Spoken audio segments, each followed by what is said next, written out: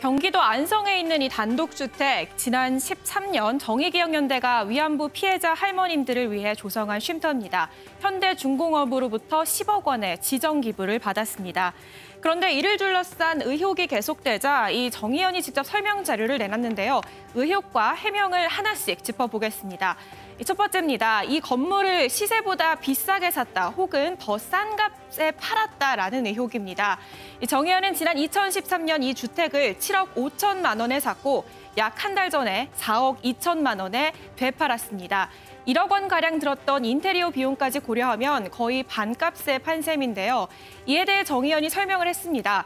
당시 비슷한 건물의 시세가 7억에서 9억 원이었다. 그러니까 시세대로 거래한 거다라고 얘기를 했습니다. 하지만 결과적으로 기부금 손실이 발생한 것에 대해서는 송구하다고 밝혔습니다. 다음으로 윤미향 당선인의 아버지가 이 건물의 관리인으로 지내며 지난 2013년부터 최근까지 약 7,500만 원을 지급받았다라는 부분입니다.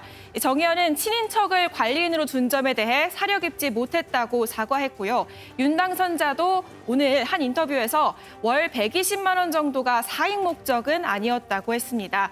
이 판단은 개인의 몫이지만 정의연이 피해자 할머니 한 분께 1년 동안 지원한 금액을 단순 계산해 보면은 9만 원, 86만 원, 100만 원, 120만 원도 채 되지 않을 때가 많았다는 점에서 아쉬움이 남는 지점입니다. 물론 마지막 의혹인데요. 이 쉼터가 정말 할머니들을 위해 잘 쓰였다면은 이번 논란이 지금처럼 불거지진 않았을 겁니다. 그런데 이 쉼터가 있는 마을 관계자의 얘기를 들어보시죠. 옛날에 초창기에는 뭐 집을 사서 뭐 이렇게 몇 번 이용을 했을지 모르지만 지금은 없어요. 직원들이나 1년에 여름이면은 뭐 한 서너 번 오는 것 같더라고. 네, 할머니들의 발길보다는 젊은 사람들의 워크숍으로 더 많이 쓰여온 정황들이 들려왔는데요. 이에 대해 정의연은 애초에 이 쉼터가 할머니들의 쉼이 유일한 목적이 아니었다라고 합니다. 미래 세대의 교육과 활동 지원의 공간이기도 했다는 설명을 덧붙였는데요. 그러나 정의연도 밝혔다시피 이 쉼터의 주 목적은 할머니들의 쉼과 치유였습니다.